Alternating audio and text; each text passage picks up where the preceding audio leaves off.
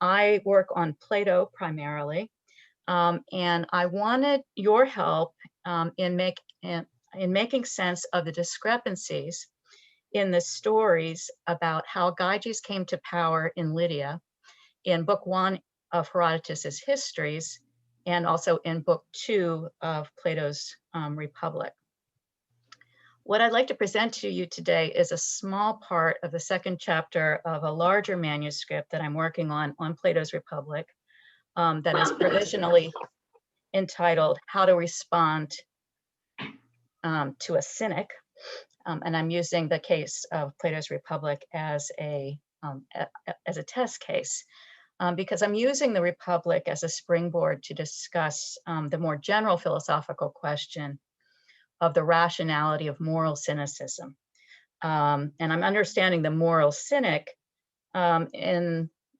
I think in a pretty standard way now, that a person who's a moral cynic is deeply suspicious of people's motives, that when they seem to be or present themselves as acting morally, they doubt that that's actually what's going on. And in fact, they find talk about justice as either, as I put it, pious claptrap or malicious subterfuge. In other words, that people who praise justice are either stupid or dishonest, is the position of the moral cynic. Now, the character Thrasymachus in Book 1 of the Republic is the most obvious moral cynic in the Republic. As you may know, he enters the conversation in Book 1 full of fury at the nonsense, as he puts it, fuaria, that he's been hearing about justice, and aims to set everybody in the room straight.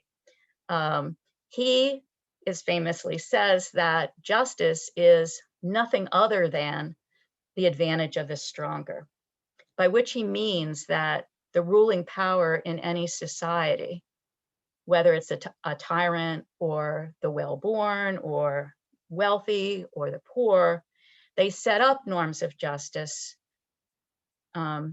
solely to serve their own self-interests.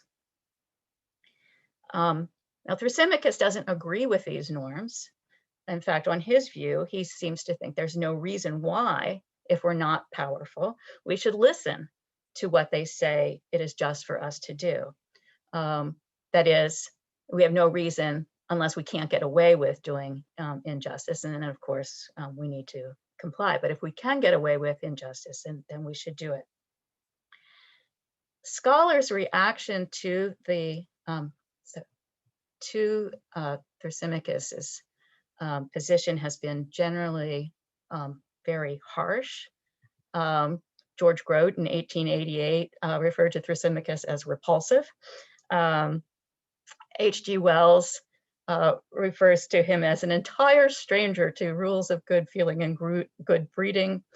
Annis, in her introduction to Plato's Republic, points out that he is rude, overbearing, and vulgar. And Rafe Wedgwood, in a more recent treatment of Thrasymachus, refers to him as a glimpse of sheer horror. These reactions have always surprised me, because it seemed to me that Thrasymachus had a reasonable point. As Thucydides documents, Thrasymachus was right to suggest that during his lifetime, at least, what was called justice by any given polis or empire were actions that conformed to the interests of those who possess political power, primarily. And that is when they bother to use the language of justice at all. And as Thucydides says, sometimes they feel that it's just not necessary since they're so powerful, they don't even have to appeal to the ideology of justice.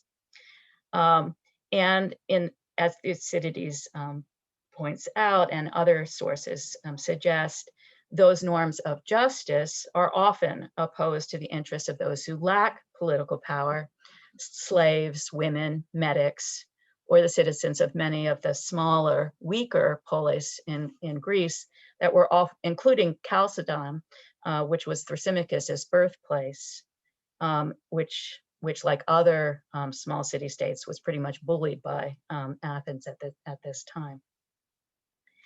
And I think it's also reasonable to believe, within the context of the Peloponnesian War, that most people had reason not to act in the interest of the stronger, but to gain as much power for themselves so that they didn't fall victim to the smaller, to the stronger. There's much more that I would love to say about Thrasymachus, but he's not the focus of my presentation today.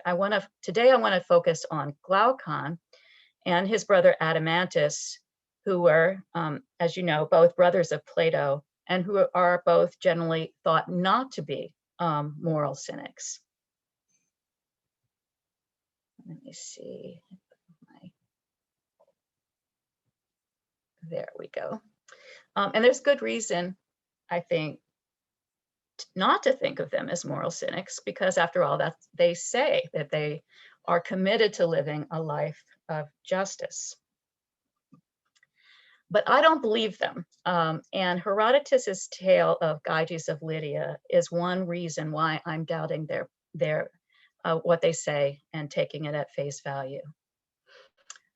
Like Thrasymachus, they present a defense of the life of injustice in Book 2 of the Republic. Not, they say, because they believe it, but because they would like to illustrate the kind of defense of the life of justice that they want Socrates to present. So they present themselves as devil's advocate for a position like Thrasymachus, that is, of the position of the moral cynic. But though they say that they are representing or just restating Thrasymachus's position, there are actually significant differences in their view. Glaucon begins his defense of the life of injustice by explaining what he means by justice. And according to this account, the norms of justice were established not as Thrasymachus suggested by the powerful, who were seeking their own advantage at the expense of those that they could dominate, but as he describes it, the norms of justice were put into place by those who lacked the ability to do injustice and avoid suffering. So those who, in the absence of the state that was enforcing rules of justice, were among the weaker of those who then existed.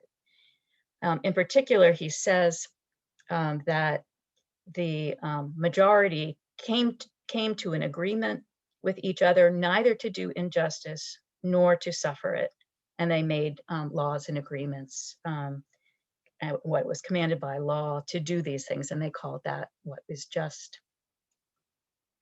Glaucon suggests that we ended up following norms of justice because when everybody was allowed to attack and dominate everyone else, most people ended up living a miserable life.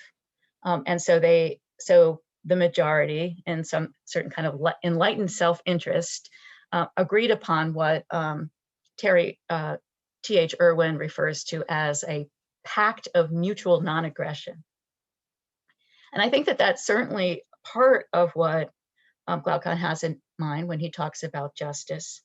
But I think he also has in mind a distinctively democratic conception of justice, because when he's explaining why, as he puts it, many people think, but he doesn't himself, but why people practice justice only unwillingly, he describes justice as involving a respect for equality. So in this last, I don't know if you can see my pointer when I point to the different things, but in this last bullet point, Glaucon states that pleonexia, that is, which is hard to translate, and so that's why I didn't, but it's a desire or a drive for more. And I think it's both more and more stuff, lots and lots of stuff, and so it's sometimes translated as greed. But in Plato, at least, and elsewhere, it also is a kind of comparative and competitive aspect, that it's having more than other people have. And so Glaucon says, pleonexia is what anyone's whole nature naturally pursues as good. There's nature on the one hand, which we have this natural drive for more and more, but we are then restrained by law, nomos, into honoring equality, to isotaming. So to summarize his position,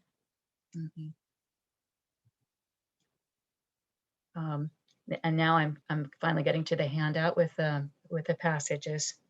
Glaucon states that people value justice not as a good, but as something honored because of their lack of power to do injustice. Someone who is capable of doing it, however, and is a true man, wouldn't make an agreement with anyone not to do injustice in order not to suffer it. For him, that would be madness.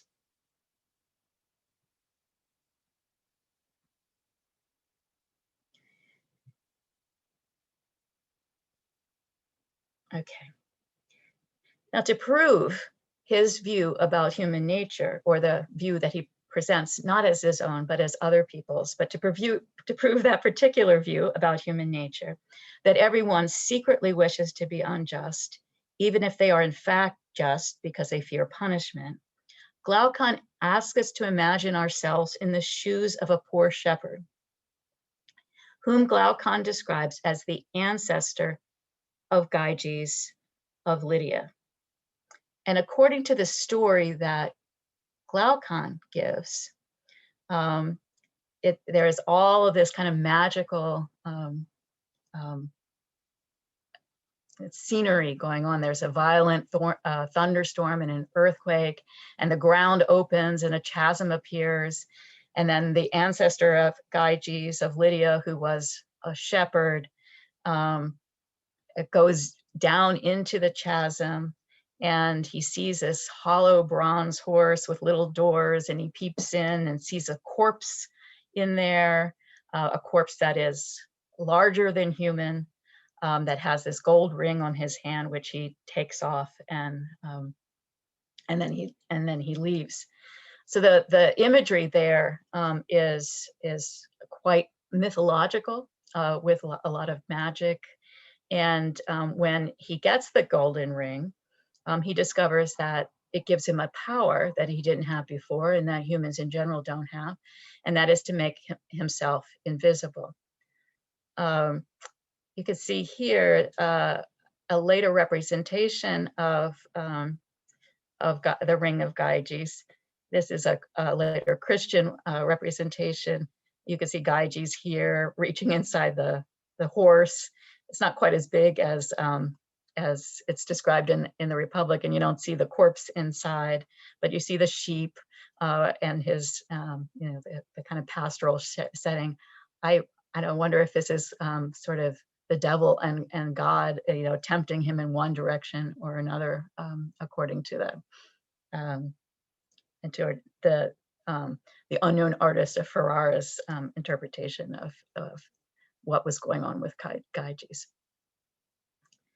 And the large part of the description is this kind of mythological setting, and then the whole action of this story is really quick in Glaucon's version, as it's written there.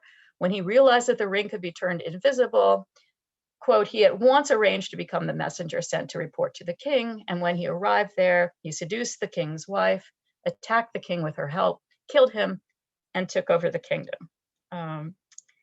And so it happens in rapid succession. As soon as he learns that he can do these things, these unjust things, it's represented as without getting caught.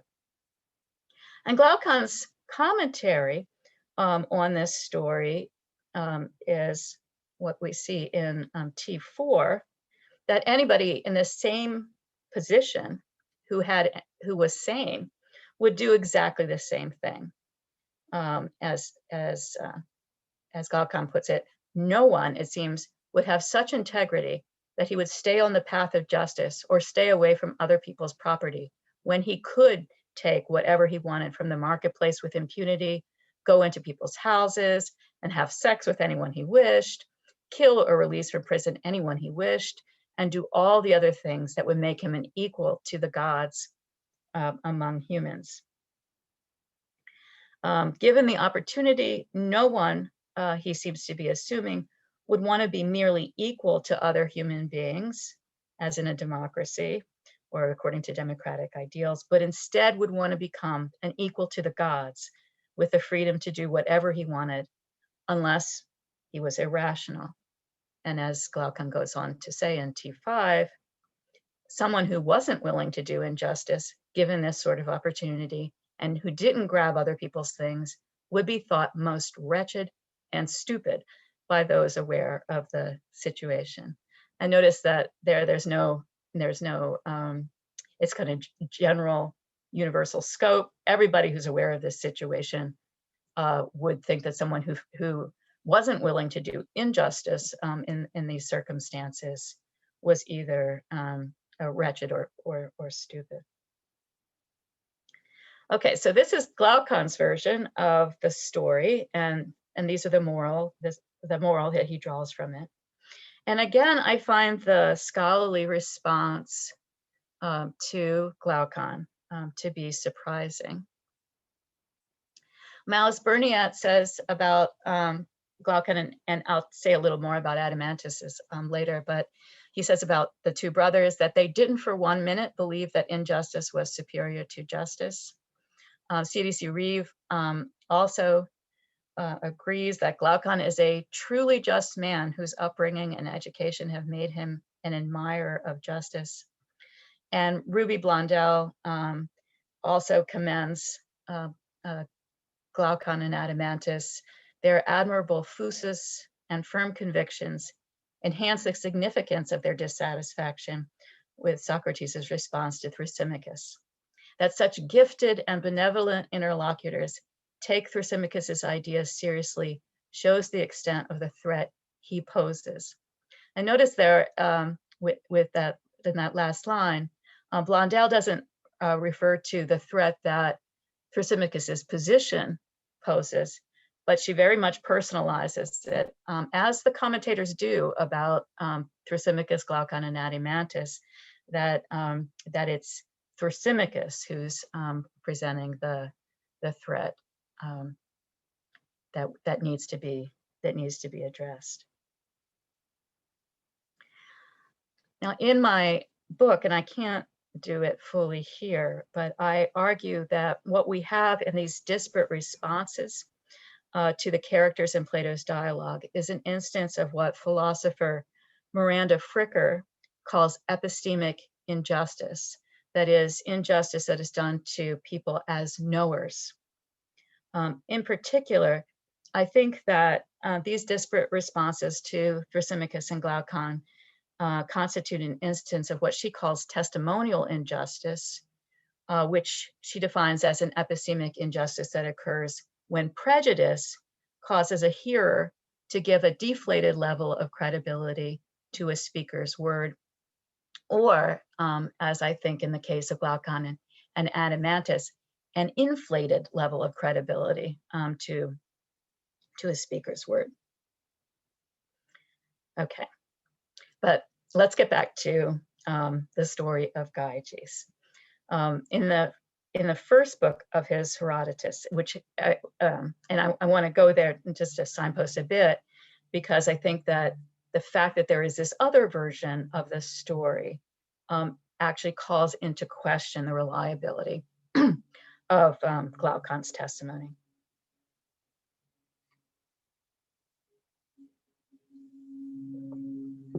In the first book of his Histories, Herodotus tells the story of Gyges, who, like his ancestor in Glaucon's version of this story, and maybe I didn't emphasize that enough, but in Glaucon's version of this story, the story is said to be about a shepherd who was an ancestor of Gyges, rather than of Gyges himself.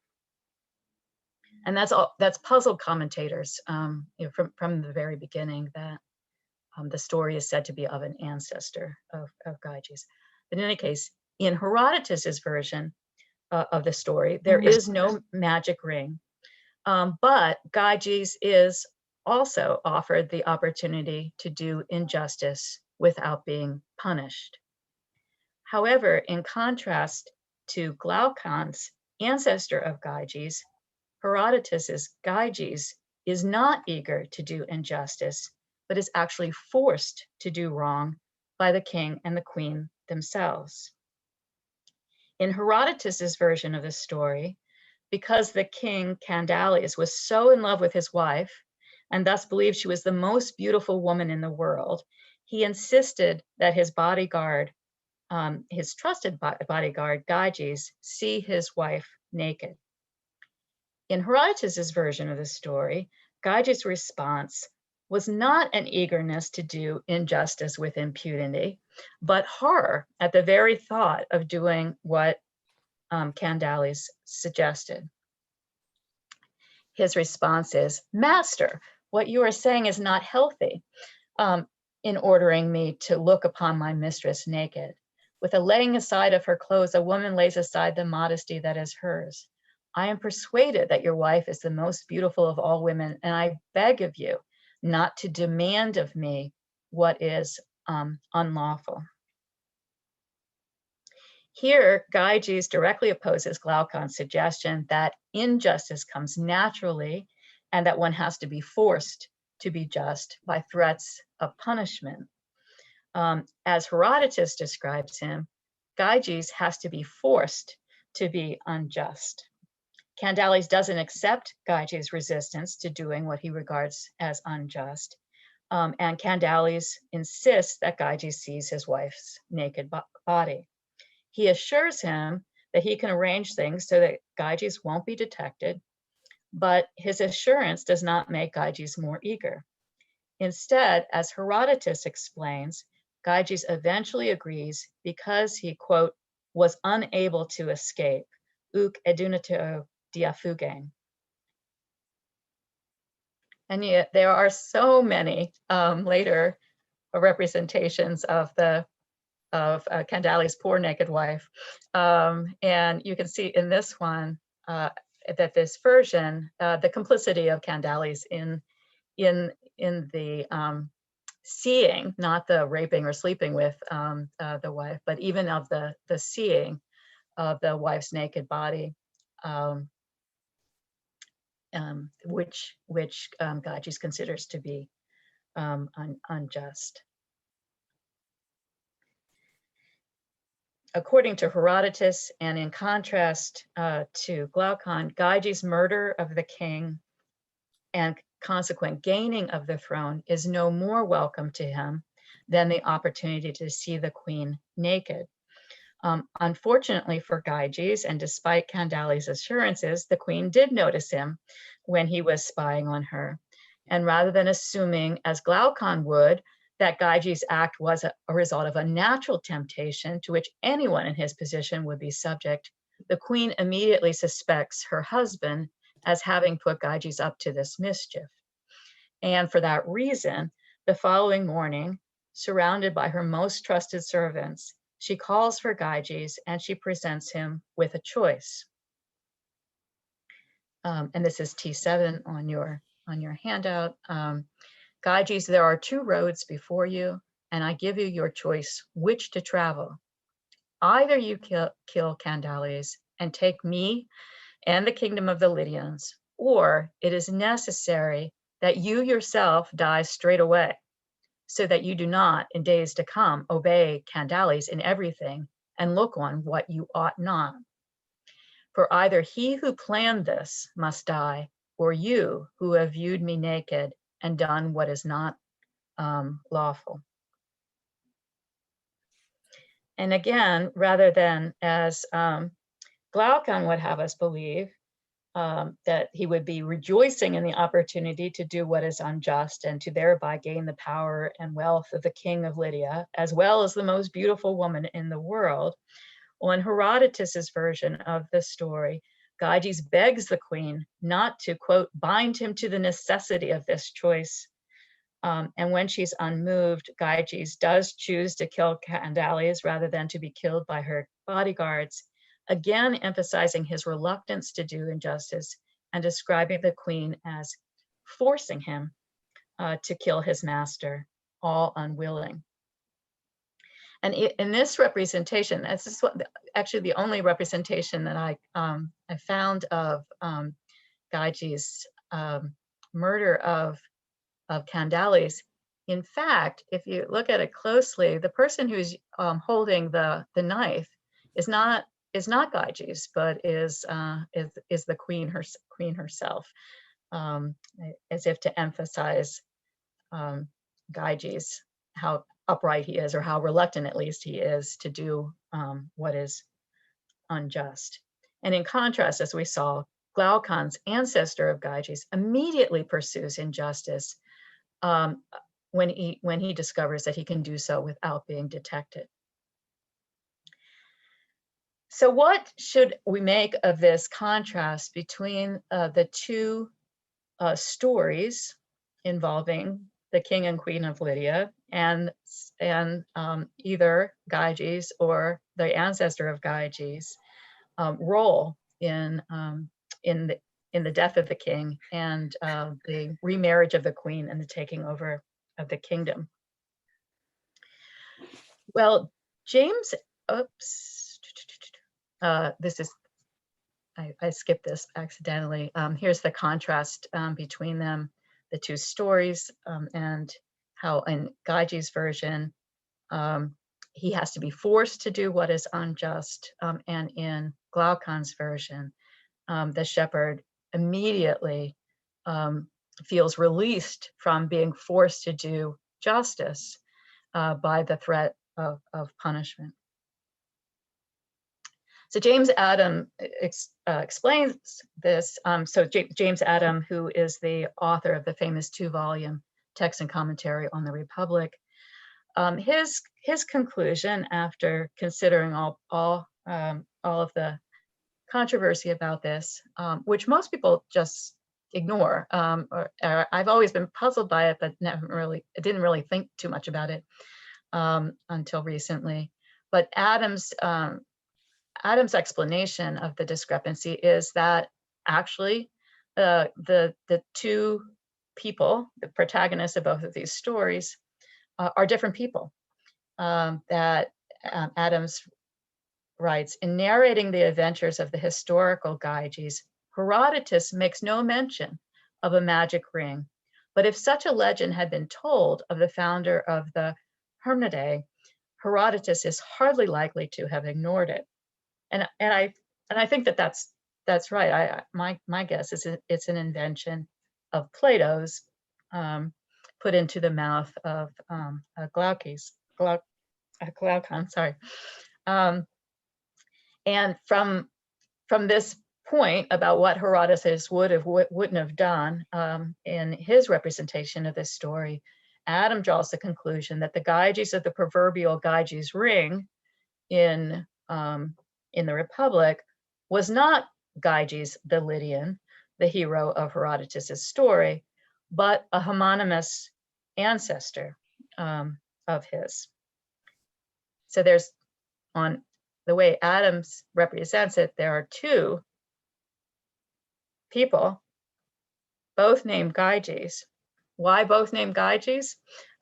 Because later in the Republic, in Book 10, Socrates refers back to the story that Glaucon told and refers to it as the story of Gyges' ring, not of the ancestor of Gyges. And so Adam concludes his name must have been Gyges too, this other ancestor. I think that it just seems completely implausible that there were two distinct Lydians named Gyges who were related to one another and who both killed the king of Lydia, married the queen, and took over the kingdom. But there's no other representation of this shepherd Lydian in the historical record. And so because I can't accept Adam's explanation of this discrepancy, I draw a different conclusion, and that is that Plato has Glaucon tell the story of Gyges in a way that is consistent with Glaucon's conception of human nature, but at odds with Herodotus's conception of human nature. And that he does this in order to call attention to the contrast between these two versions, to call into question Gyges' representation of human nature. And he signals that by having him misrepresent a story that would have been commonly known to the audience that he had in mind when he wrote to the Republic. So that's my theory about why there is this discrepancy. So the question is, why would he do that? And my hypothesis is that despite what Glaucon suggests, he's not presenting the point of view of everyone. And that's what he says. Everybody thinks this. Everybody thinks this. I don't think this, Socrates, but everybody believes this. But actually, what the position that Glaucon is expressing, the particular defense of the life of injustice that he's presenting, is a point of view not of everybody, but of the members of the Athenian aristocracy who favored oligarchy. We can see this if we compare the position that Glaucon takes about the origins of justice to the position that's endorsed by the Athenian and explicitly oligarchical aristocrat Callicles in Plato's Gorgias. So Callicles also finds democratic justice or democratic understanding of justice to be oppressive to himself. And the way he describes the origins of that norm of justice is similar to the way in which Glaucon presents it. He says, in my view, those who lay down the laws are weak people, the many. And as Callicles sees it, they terrorize the stronger men who are capable of having more. And here you see the pleon ekein that is cognate with pleonexia. And you can see that throughout, as we saw also in Glaucon's version.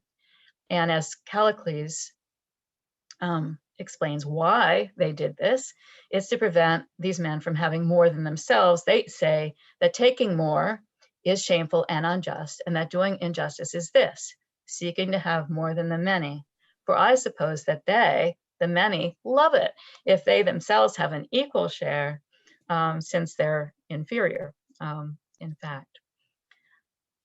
I think also supporting this idea that the position that Glaucon and Adeimantus are defending is from the particular point of view of aristocrats who favor oligarchy, is the remarks that his brother Adeimantus makes when he's helping to lay out the further defense of the life of injustice, taking up where Glaucon leaves off.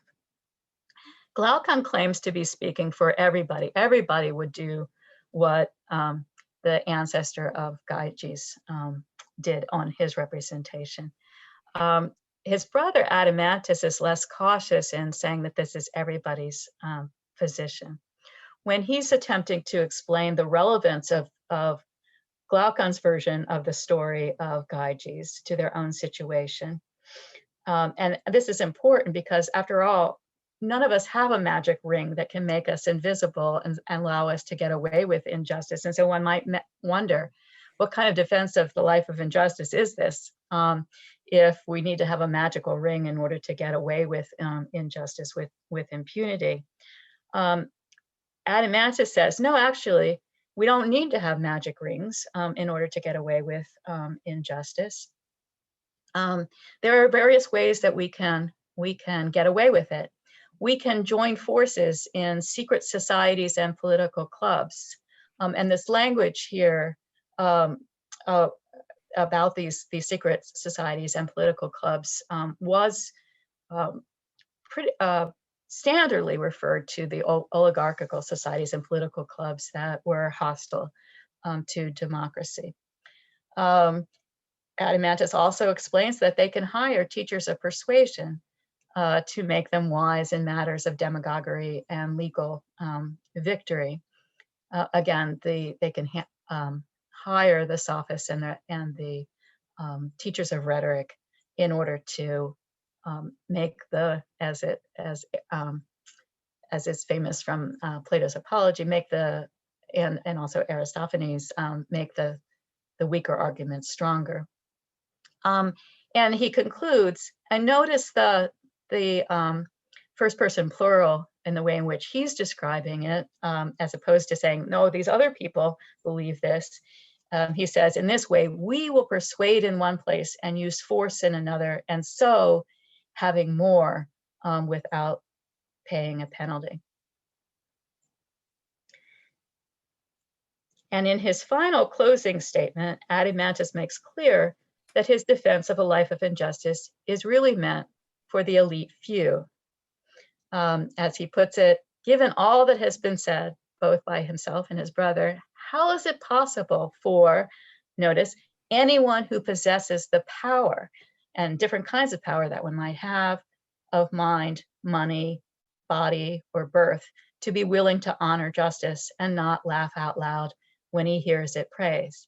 It's not that everybody would laugh at it, but these people who would have the power to get away with injustice, they're the ones who would laugh. So you might be wondering why I care that Glaucon and Adeimantus represent themselves as speaking for everyone, as really being committed to justice rather than to injustice, but that they're misrepresenting their position.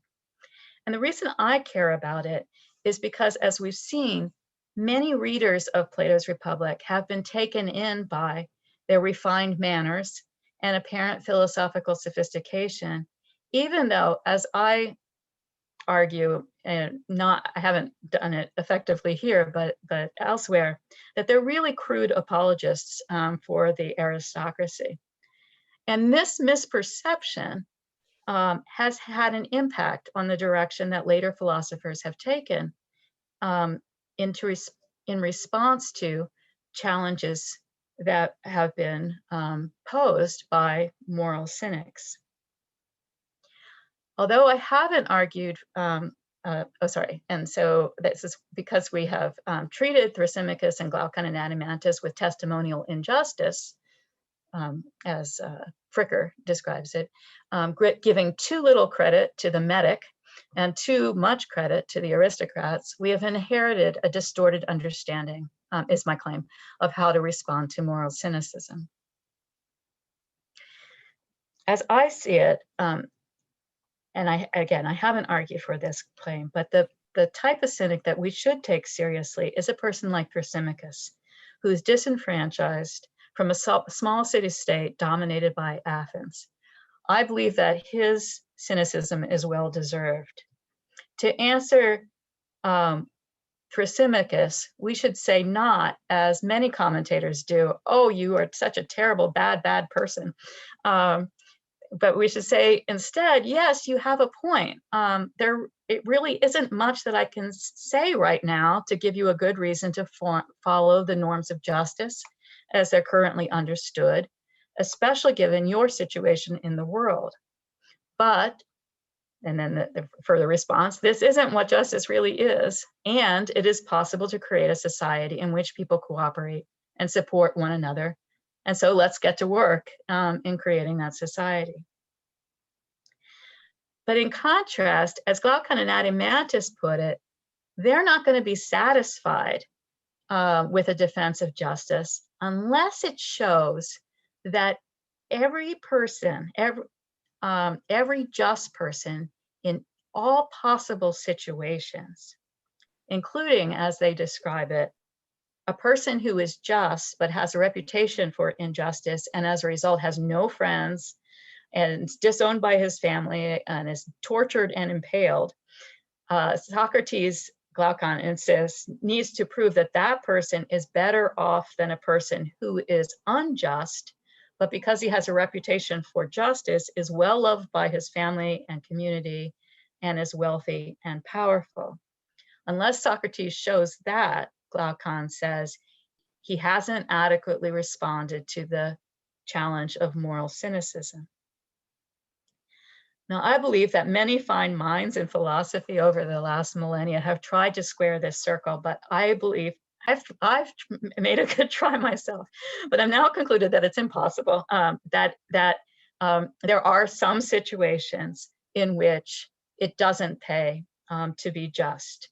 In particular, if you're surrounded by grossly immoral people, then being just might mean torture and death, not only for yourself, but for your family and friends, and maybe other people who are part of your efforts to make the society into a more just society. But I think that we shouldn't conclude from that limit, that or the fact that it's impossible to meet Glaucon and Adeimantus's challenge, that moral cynicism is always justified. Instead, my own view is that we should work that really is just, and in which justice really does pay for everyone. And this is what I argue Plato is actually attempting to do in the Republic. Thank you.